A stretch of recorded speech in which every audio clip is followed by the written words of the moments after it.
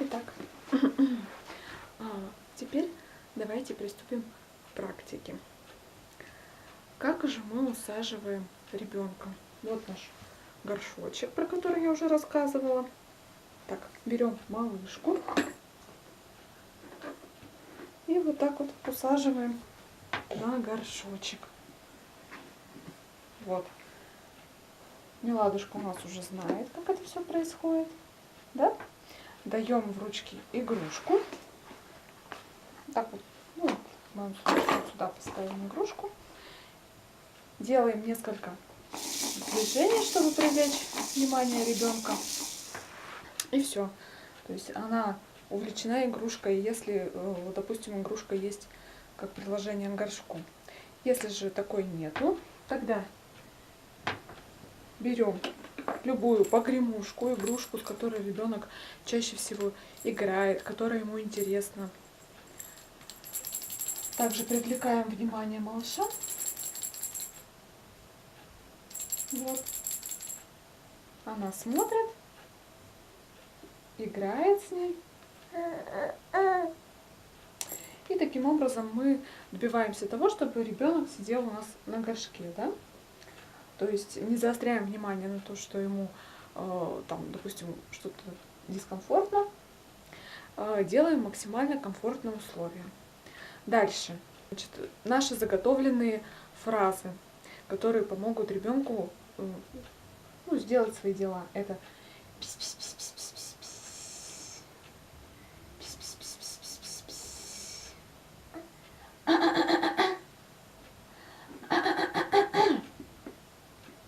Но дальше уже наблюдаем, собственно, за реакцией ребенка. Вы можете непосредственно услышать, как ваш ребенок делает свои дела. Либо после того, как вы поднимете ее с горшка, увидите, да, что все удачно, да, произошло. Итак, бывает такое, что, допустим, наши пись-пись-пись не помогли. В таком случае есть рекомендация взять бутылочку с водой и попоить ребенка. Дети часто на питье реагируют именно тем, что начинают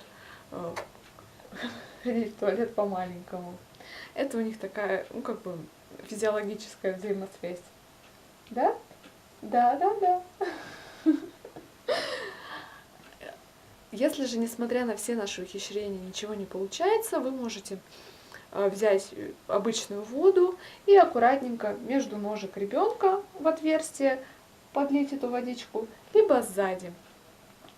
При этом, когда ребенка потом поднимем, мы увидим вместе с ней, что в горшке появилась водичка, и постепенно ребенок будет понимать, что ее садят на горшок именно для того, чтобы в нем появилась вода.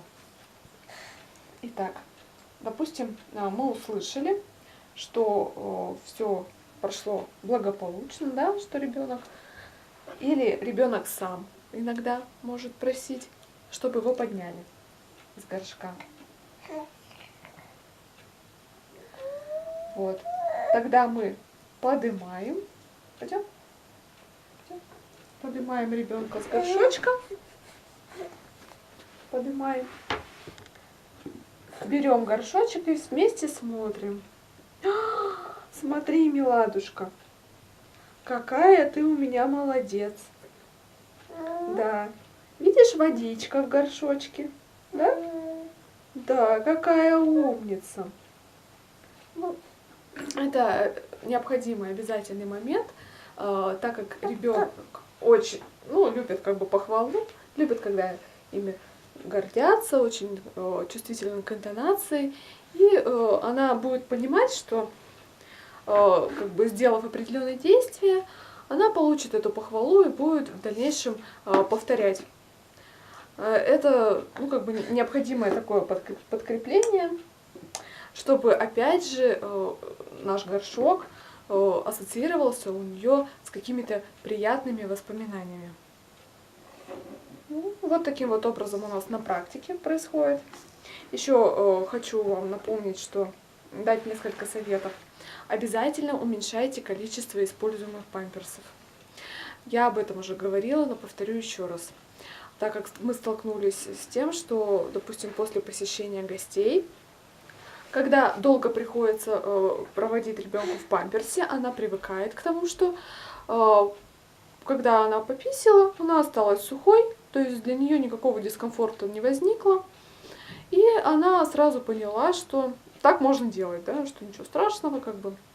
И после того, как она длительное время пробует в памперсе в гостях, мы часто потом наблюдаем, что она хуже ходит в горшок. То есть у нее появляется больше разнообразных промахов. Ну, таких как, допустим, лужи на полу и так далее. Конечно, основные вот эти вот моменты мы успеваем улавливать, но, например, если я куда-то отошла, то это большую роль может сыграть. Затем мы используем памперсы сейчас только во время прогулок или похода к гостям. Но даже когда мы ходим к ним, например, да, даже через длительный промежуток времени, она настолько привыкла к тому, что нужно ходить в горшок, что памперсы остаются сухими. И это значительная экономия семейного бюджета. Так как один памперс можно, например, использовать несколько раз, так как он абсолютно сухой. Ну, я надеюсь, что вам понравилось это видео. Ставьте лайки. Буду рада, если вы подпишетесь на мой канал. Всего доброго!